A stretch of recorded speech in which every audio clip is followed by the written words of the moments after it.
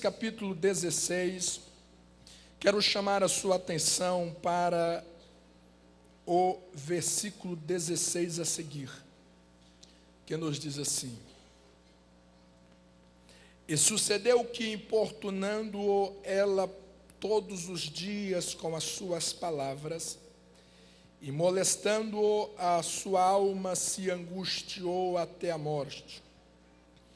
E descobriu-lhe todo o seu coração e disse-lhe: Nunca subiu navalha à minha cabeça, porque sou nazireu de Deus desde o ventre de minha mãe. E se viesse a ser rapado, ir-se-ia de mim a minha força, e me enfraqueceria, e seria como todos os mais homens.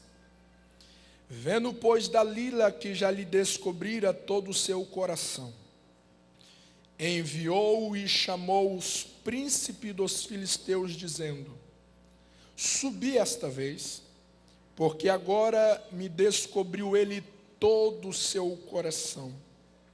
E os príncipes dos filisteus subiram a ela e trouxeram o dinheiro na sua mão. Então ela o fez dormir sobre os seus joelhos, e chamou a um homem e rapou-lhe as 7 tranças do cabelo de sua cabeça. E começou a afringi-lo, e retirou-se dele a sua força. E disse ela: Os filisteus vêm sobre ti, Sansão. E despertou do seu sono e disse: Sairei ainda esta vez como dantes e me livrarei. Porque ele não sabia que já o Senhor se tinha retirado dele. Então os filisteus pegaram nele e lhe arrancaram os olhos, e fizeram-no descer a Gaza, e amarraram-no com 2 cadeias de bronze, e andava ele moendo no cárcere. Todavia, o cabelo da sua cabeça lhe começou a crescer, como quando foi rapado. Quantos podem dizer amém? No ano de 2008, um fato cabuloso acontece no interior da Rússia, muito especialmente a nordeste de Moscou. Um ministério chamado Igreja da Ressurreição, ele se reúne para celebrar o bicentenário daquele ministério. Então eles decidem reativar um prédio, que na verdade foi o primeiro prédio erigido por aquele ministério, na plantação daquele ministério, que havia sido abandonado há muitos anos, que existia em uma área rural ao nordeste de Moscou. Ele se reúne e marca um dia exato para se encontrarem nesse prédio, para então fazer um orçamento de reforma. Isso era no final de julho, para que no final do ano, muito especialmente em dezembro, eles pudessem fazer uma celebração naquele recinto. Quando eles chegam no ponto de encontro, eles são surpreendidos, porque toda a igreja havia sido furtada.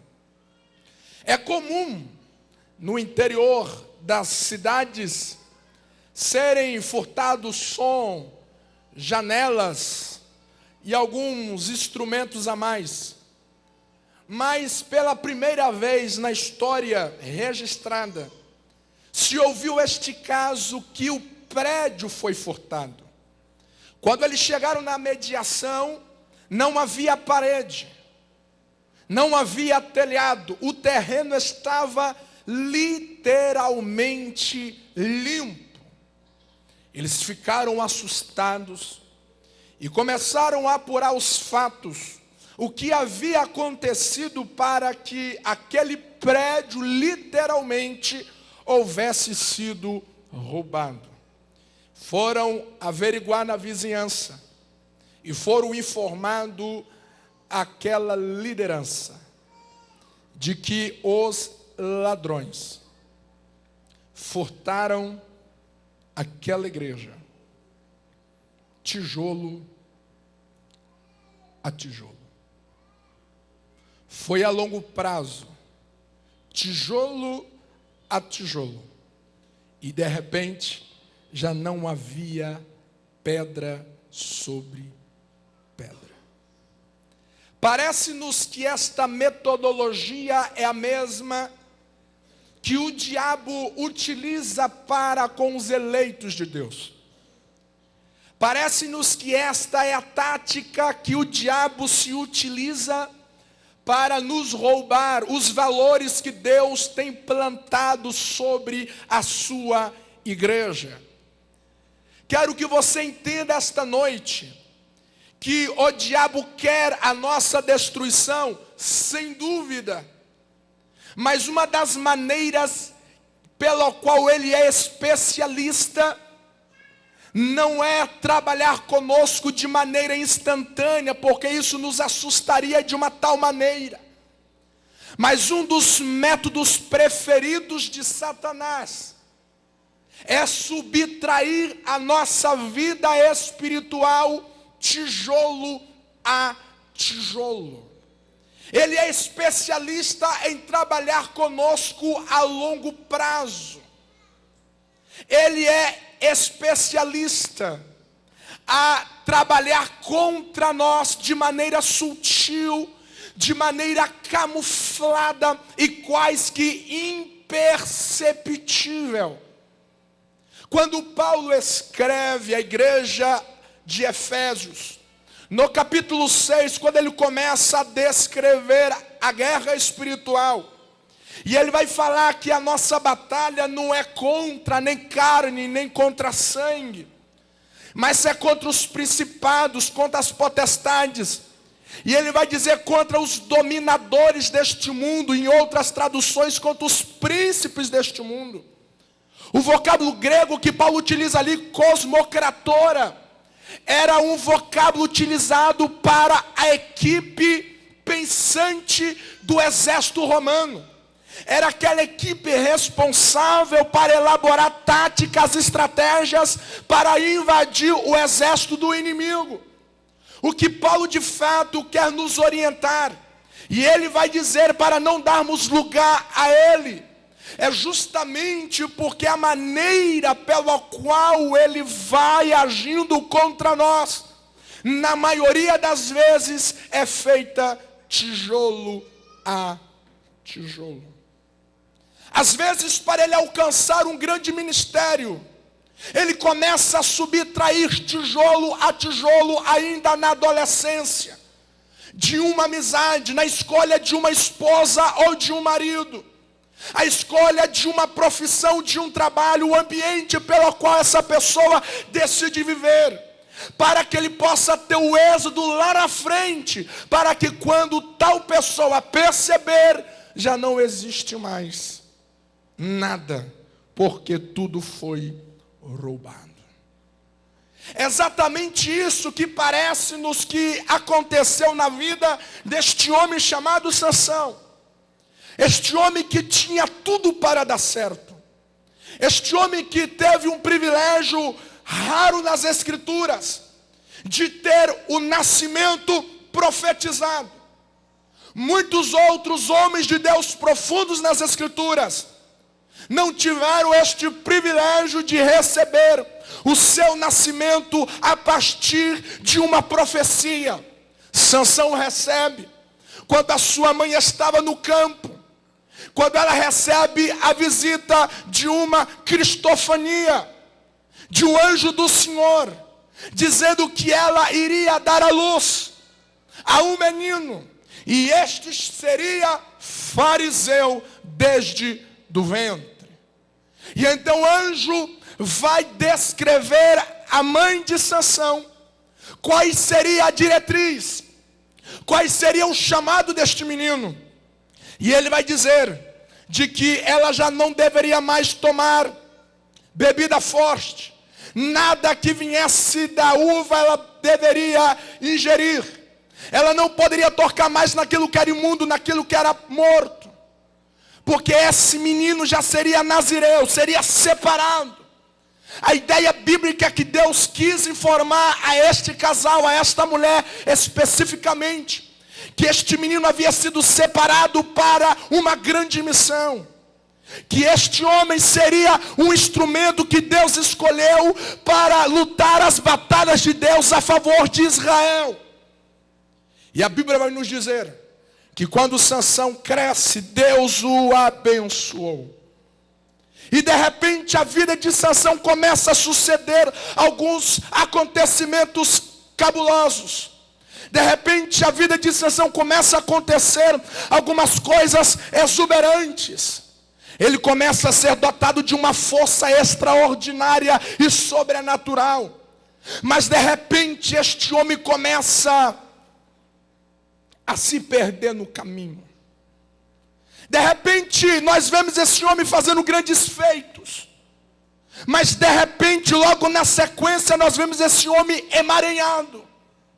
Vimos esse homem totalmente embaraçado. Mas esse homem havia uma grande promessa sobre ele. Mas ao longo do caminho ele começa a se perder. E essa noite eu trago uma palavra do coração de Deus para esta igreja. Eu trago uma palavra de Deus para esta geração. Para esta igreja que precede o arrebatamento. Algumas lições que nós podemos aprender quando olhamos para a vida de Sansão. Alguns valores que foram subtraídos da vida de Sansão, tijolo a tijolo. O que foi subtraído na vida de Sansão de maneira bastante sutil? Primeiro, Sansão, ele não é leal. Ele perde a lealdade na totalidade do seu chamado. Ele perde a lealdade total daquilo que Deus tinha para ele. Pastor Alessandro me explica melhor. No texto que nós lemos, quando Dalila o importuna, quando Dalila quer descobrir o seu coração, quando Dalila quer saber de onde que é proveniente tal força, e quando ele abre o seu coração para contar o segredo do seu chamado, do seu nazireado, nós descobrimos algo terrível. Ele vai dizer para Dalila: o meu segredo está nos meus cabelos, porque eu sou nazireu. E no dia em que eles forem cortados, no dia em que eles forem rapados, eu perderei toda a minha força. O que há de errado nisso? Muita coisa. Porque quando nós lemos sobre o voto do nazireado em Números capítulo 6, e nas palavras do próprio anjo que encontrou com a sua mãe lá no campo, no primeiro encontro, havia 3 requisitos para o nazireu. Pelo menos, primeiro, ele não poderia tomar nada que viesse da uva, da vide. Segundo, ele não poderia tocar em nada que era morto, imundo. E terceiro, não poderia rapar os seus cabelos. Mas em nenhum momento, em Números capítulo 6, e em nenhum momento quando o anjo lhe descreve como ele deveria viver, em nenhum momento nas escrituras a Bíblia esclarece que o cuidado com seu cabelo era mais relevante em não tocar na bebida forte, em não tocar naquilo que era imundo. Se você lê em Números capítulo 6, lá não está escrito assim: você não deve tomar nada que é proveniente da uva, você não deve tocar naquilo que é imundo, naquilo que é morto, mas sobretudo não deve rapar os seus cabelos. Não existe isso. Sansão elege de maneira pessoal aquilo que ele achava que era mais preponderante. Os meus cabelos, não tocar nos meus cabelos, é o mais relevante deste voto. É o mais importante nesse concerto. Não tocar no imundo e não tomar coisa forte é menos relevante. Ele não abraça a totalidade da lealdade ao seu chamado.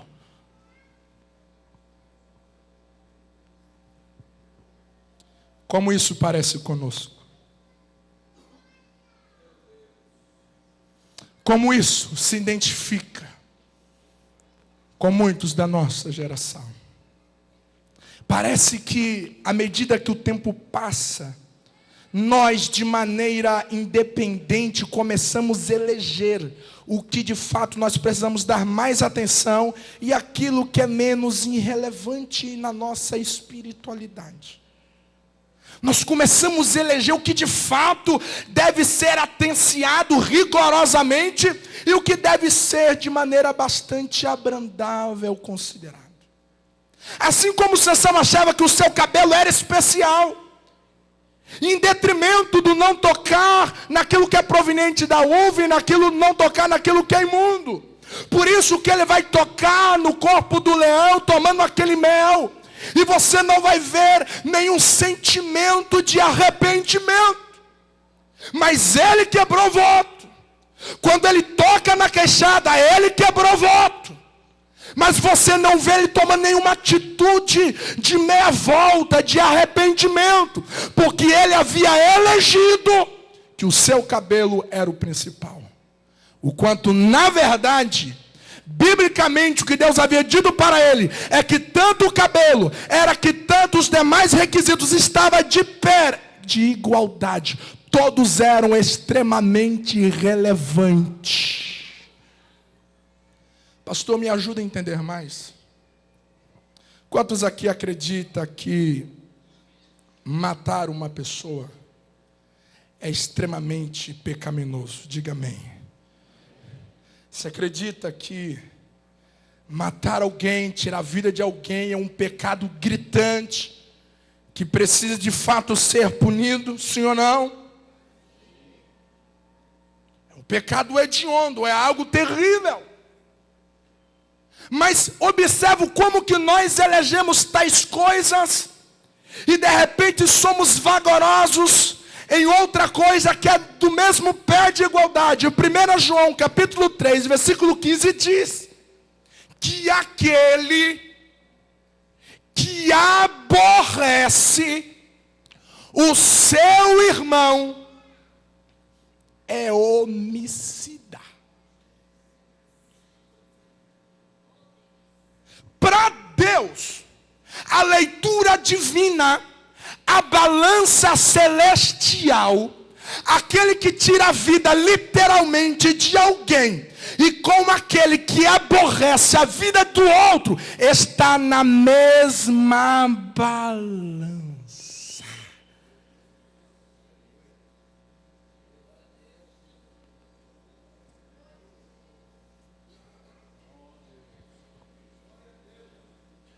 Você consegue imaginar quantos homicidas que tem por aí, de maneira bastante fria?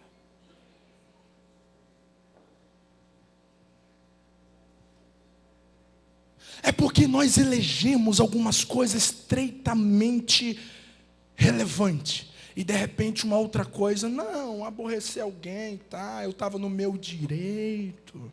Ele merecia ouvir o que ele ouviu mesmo. Bem feito. E de repente nós começamos a atropelar aquilo que para nós foi deixado de pé de igualdade. E de repente nós abraçamos determinadas coisas e damos as costas para outros valores que é igualmente valiosos para a construção da nossa espiritualidade. Todos nós condenamos idolatria. Aliás, nós não, a própria Escritura, e nós cremos nisso e reproduzimos. Toda sorte de idolatria nós repugnamos. Claro, claro.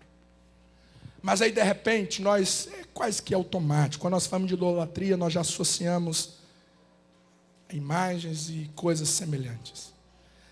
Mas de repente Paulo vem nos dizer em Colossenses capítulo 3, versículo 5, que a avareza é idolatria. Aquele que é avarento, ele está na mesma balança do mais rigoroso e profundo idólatra da terra.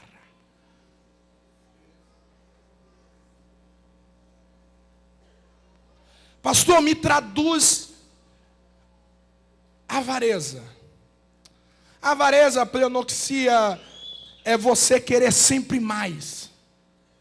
Mas eu gosto da tradução de um puritano que faz da avareza, dizendo que a avareza é tudo aquilo que você retém quando pode compartilhar. Tudo aquilo que você retém e que você pode compartilhar e que você sabe que deve compartilhar, eis o dedo e a pintura da avareza. E de repente nós vamos nos embaraçando. De repente nós vamos nos comprometendo com o atropelamento dessas coisas que está de igualmente irrelevância, nas quais nós elegemos também. E de repente isso vai nos enfraquecendo, e de repente isso vai nos esmoronando. É exatamente isso que acontece com Sansão. Sansão escolhe em abraçar tão somente a proteção dos seus cabelos. As demais diretrizes, ele não se importa, aparentemente à luz das Escrituras. E quantas pessoas no nosso tempo reproduz tal comportamento? Ele abre o olho apenas para uma área da sua vida. Ele abre os olhos apenas para um departamento do seu casamento. E fecha o olho para uma outra ação, para um outro horizonte, para uma outra dimensão. E quando ele centraliza unicamente um ponto específico, os outros vão se perdendo. Os outros vão se esvaindo.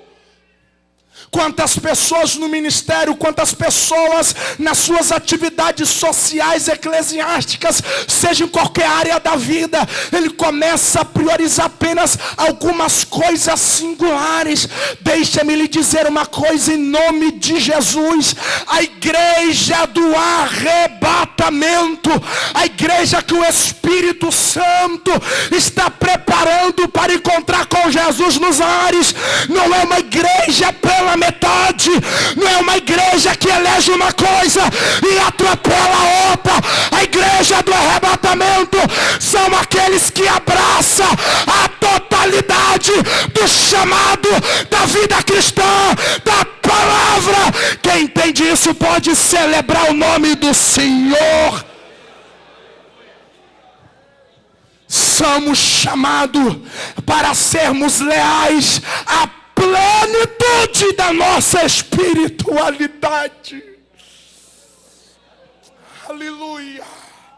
Você consegue ouvir o clamor do salmista no Salmo 103, quando ele diz: bendiz a minha alma ao Senhor, e somente o meu coração vai te louvar. Você consegue ouvir o salmista dizendo: Deus, bendiz a minha alma a ti, mas somente a minha mão vai te louvar.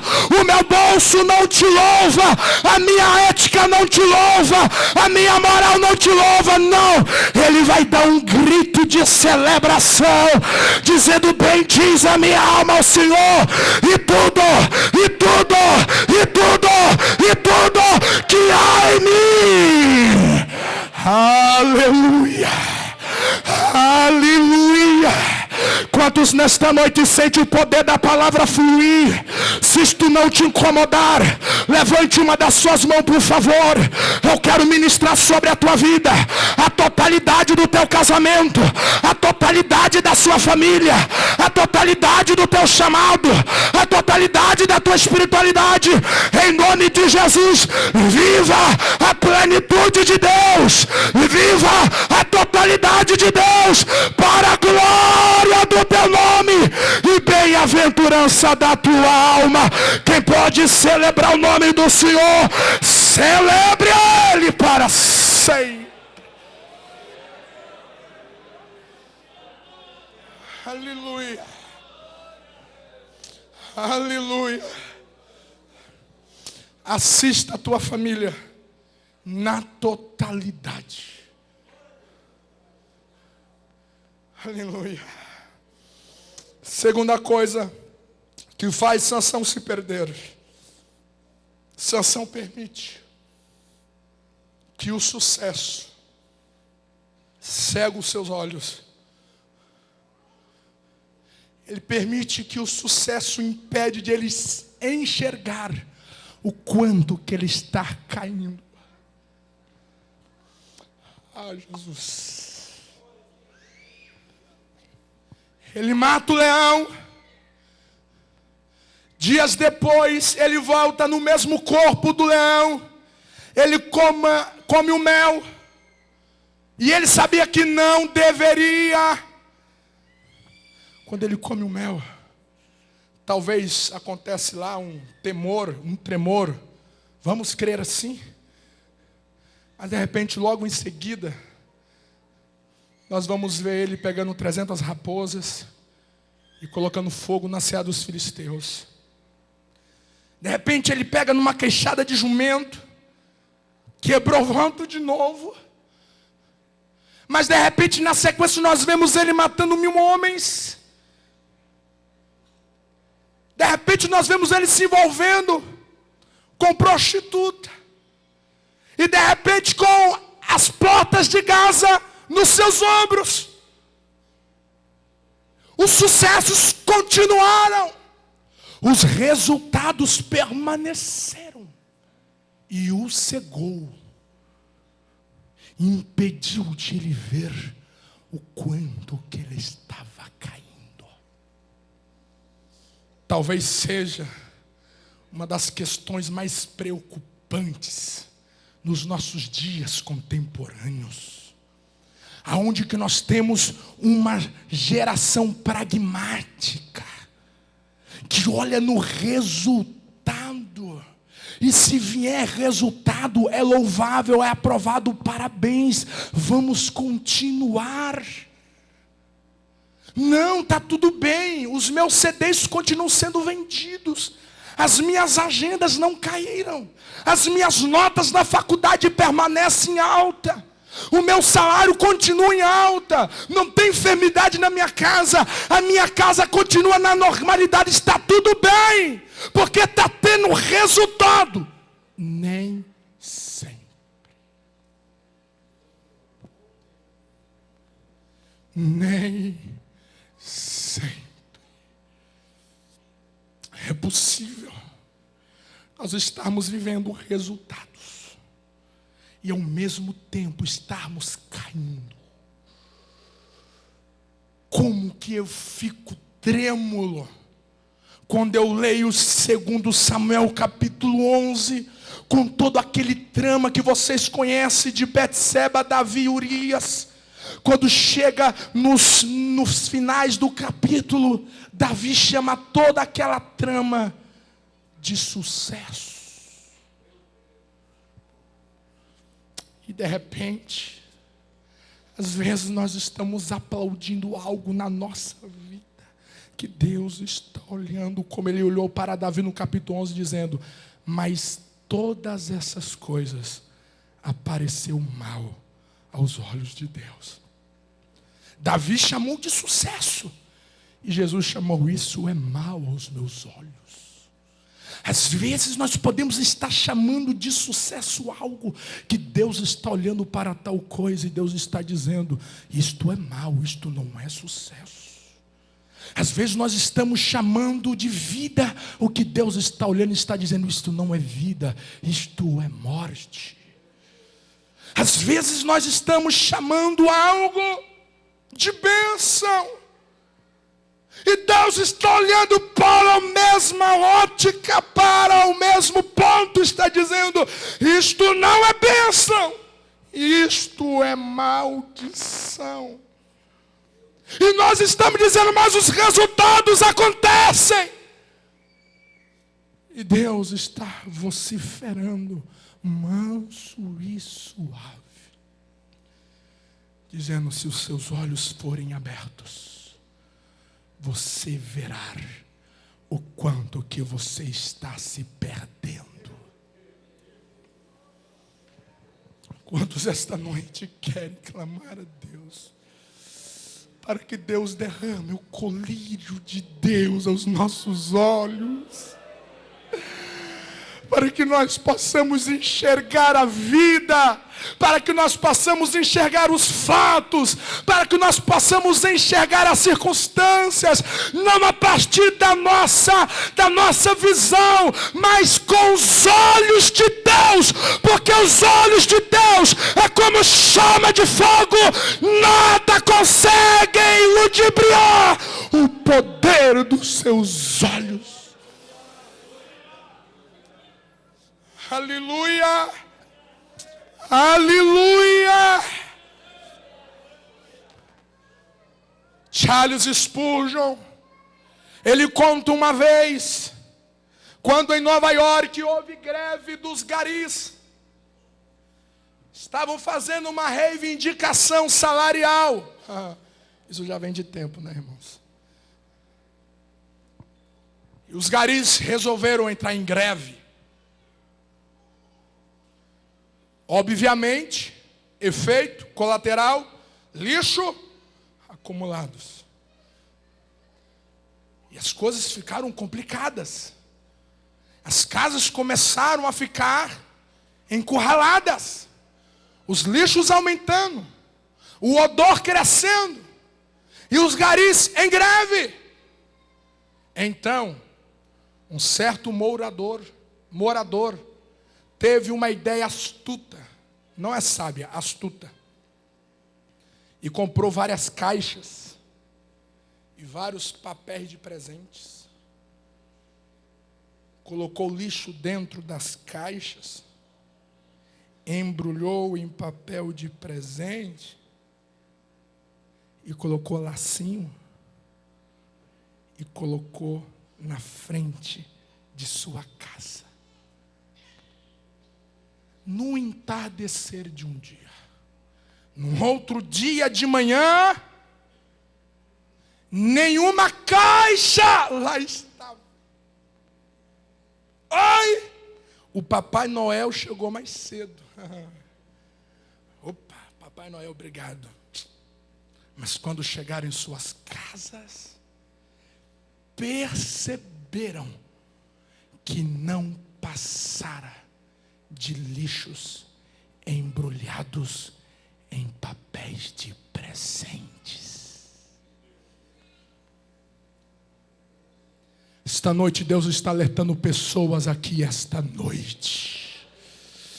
Te trouxe a este lugar, diz o Senhor, para lhe dar a visão celestial, para tu enxergar o quão grande tramo, tão grande derrota que está embrulhada nesta situação que parece tão perfeita. Eu ministro sobre a tua vida que o laço do passarinheiro Deus vai quebrar esta noite. Você não vai estar enganado. Quem pode celebrar o nome do Senhor para sempre? Aleluia! Bendito seja o nome do Senhor para sempre. Aleluia. Aleluia. Para nós terminarmos, Sansão, ele opina, ele decide viver segundo a sua própria direção. Você não vai encontrar Sansão orando. Até esse presente texto lido, você não encontrará Sansão orando nenhuma única vez. Ele está andando, ele está se movendo pela sua mente, pelos teus instintos, pelo que ele acha conveniente. Ele não ora. Ele não se derrama diante de Deus dizendo: Deus, qual é o caminho que eu devo trilhar com tal dor? Pai, qual é o caminho que o Senhor quer que eu permeie? O que eu devo fazer com essas forças? Me ajude a utilizar este dom para as tuas batalhas e não para as minhas pessoais. Você não vai ver Sansão se derramando diante de Deus dizendo: Deus, me oriente, me ajuda. Eu tenho dom, mas eu preciso da tua direção. Me fale o que fazer, me fale para onde ir. Eu dependo da sua direção. Não encontramos. Ele vai agindo segundo as suas forças. Até que ele cai no colo de Dalila. E é rapado a sua cabeça. E lá se vai a sua força. Quero concluir te levando a pensar a um ponto de vista talvez não muito popular. Nós olhamos para a cabeça de Sansão rapada como sendo o pior momento da sua vida. Talvez seja também. Mas eu quero interpretar isso aqui à luz de Números capítulo 6, sobre a lei do nazireado. Porque, preste atenção, isso aqui é libertador. Porque a lei dizia que se ele quebrasse o voto, ele deveria ir até o sacerdote e rapar a cabeça e retomar de novo o compromisso, oferecer sacrifício, oferta de remissão e abraçar de novo o voto. Quando Sansão tocou no leão, ele deveria ter tomado uma decisão dizendo: Deus, eu pequei, eu errei, preciso rapar a minha cabeça e recomeçar. Mas ele não fez. Quando ele toca na queixada da mesma sorte, ele não faz. Ele vai fazendo vistas grossas. E Deus olhando para Sansão: Sansão, eu te amo tanto, Sansão. Eu tenho uma tão grande obra na tua vida, Sansão. Eu estou te esperando chegar diante de mim com arrependimento, Sansão. Mas ele não vai. Parece que eu vejo a soberania de Deus encurralando Sansão, até que os seus cabelos foi rapado. Se você pensa que aqui foi o pior momento da vida de Sansão, pode ser considerado também, mas eu quero que você olhe pela ótica também, que aqui estava sendo marcado um novo começo para a vida de Sansão. É como se o voto estava sendo de fato cumprido aqui, sendo rapado a cabeça dele para ser retomado o compromisso. E quando ele estava com seus olhos vazados, como um escravo moendo a moinha de cana, Deus olhando para Sansão, talvez o momento que Sansão mais enxergou a si mesmo foi quando os seus olhos foram tirados. É um paradoxo, mas às vezes é isso que acontece. Às vezes os momentos que nós mais ganhamos é quando nós perdemos. Às vezes o momento que nós mais subimos é quando nós descemos. E Deus começa a operar na vida de Sansão. E então Sansão vai orar pela única vez à luz da Bíblia. E quando ele ora a Deus, Deus abre o coração. Aleluia. E quando Deus responde a oração de Sansão, a Bíblia fala que na sua morte, ele foi mais vitorioso durante toda a sua vida. Ele foi juiz por 20 anos. O que em 20 anos Sansão não conseguiu fazer, com uma oração de um coração quebrantado. Você consegue entender?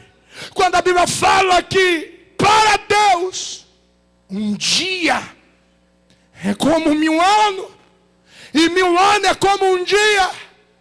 Quando nós nos derramamos, quando nós nos quebrantamos, quando nós nos submetemos, quando nós nos rendemos à vontade, o querer de Deus, o que você não consegue fazer durante a vida toda, Deus faz em um dia.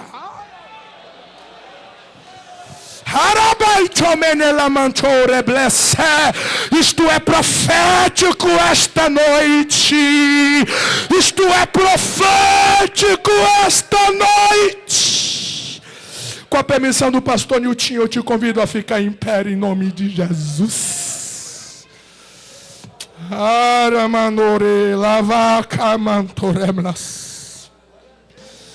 Quero lhe dizer esta noite que a promessa de Deus sobre a tua vida, ela não envelheceu. A palavra de Deus sobre a tua vida, ela não perdeu a validade. Talvez você está cansado. Talvez você está cansada, porque você está lutando com as tuas forças. Talvez você está querendo fazer segundo o que você pensa, segundo o que você acha, segundo o que você aprendeu de outro. Isto não é suficiente. Chega uma hora que isso entra numa limitação que não nos arranca do lugar. Você corre, você age, mas as coisas permanecem inalteradas. O cansaço chega. A fadiga se instala. E a frustração começa a florescer. Porque às vezes nós queremos mover as situações diante de nós com os nossos braços. Esta noite eu te convido a você se render totalmente a Deus. Entrega toda esta situação nas mãos de Deus. Reconheça a tua pequenez. Reconheça que o seu diploma não ajuda. Reconheça que toda essa sapiência sua é limitada para mover esta circunstância. Reconheça que talvez o tempo que você tem, que você chama de maturidade, ela ainda é pequena. Talvez a circunstância se agiganta diante do que nós achamos que sabemos e podemos. Então pare, se renda a Deus. Viva segundo os critérios e a direção de Deus. E quando assim você fizer, então você será aliviado. Você consegue entender por que ele disse que o meu jugo é suave e o meu fardo é leve? Não há cansaço naqueles que se entregam sem reservas para a direção de Deus. Um pai leva um filho para passear. E na medida em que o pai vai andando com o seu filho no carro, passando em algumas curvas um tanto quanto perigosas, o filho começa a ficar apavorado, dizendo: papai, será que nós não vamos cair no precipício? Será que nós não vamos morrer nessa estrada? Olha ali embaixo. E o menino fica apavorado, fica apavorado, fica apavorado. E o pai vai esperando, Chega uma hora que o pai olha para o filho e diz: filho, você crê no papai? Você acredita que eu sou seu pai e que tudo que eu faço para cuidar de você? Ele diz, sim, papai, eu creio. Então ele pega o filho, coloca no seu colo e diz assim, bem no seu ouvido: eu dirijo e você confia. Esta noite, como diz Isaías, Deus te coloca no regaço dele. E ele vocifera na sua alma dizendo, meu filho, pare de cansar. Eu dirijo e você confia. E você verá que o que você não conseguiu fazer todo esse tempo, as minhas mãos vai mover. Aleluia. Eu quero orar por você rapidamente aqui na frente, em nome de Jesus. Aleluia. Você quer que Deus age na tua vida?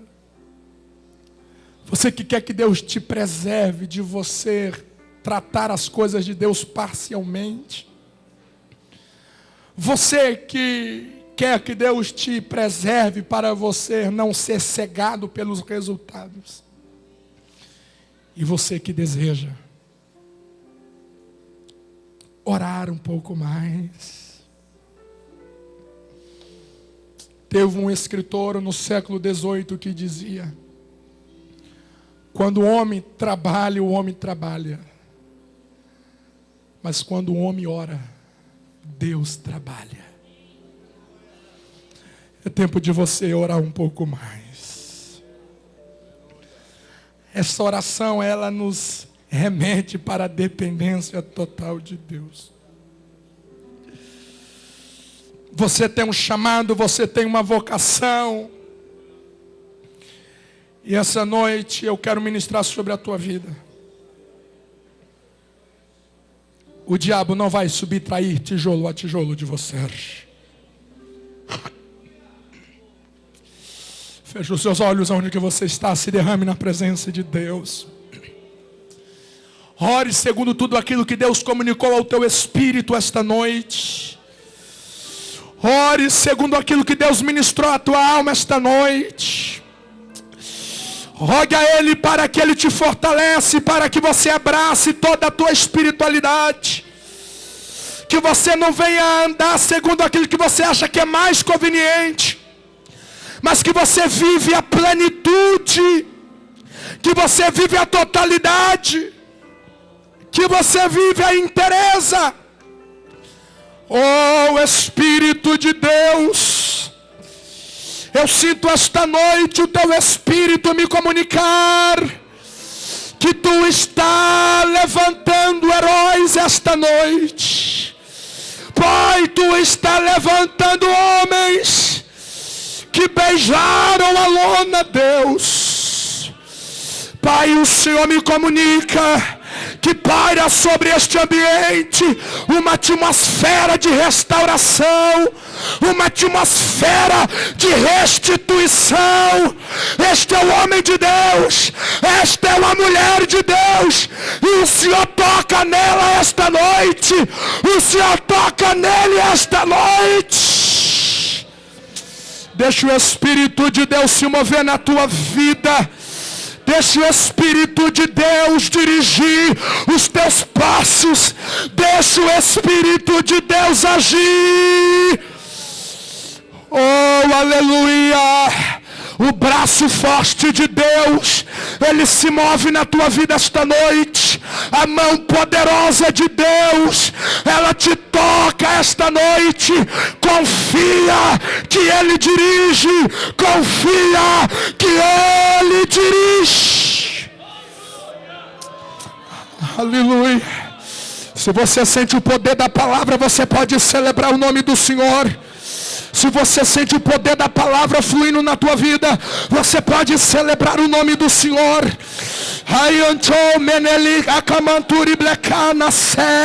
O Espírito de Deus te renova esta noite. O Espírito de Deus te fortifica esta noite.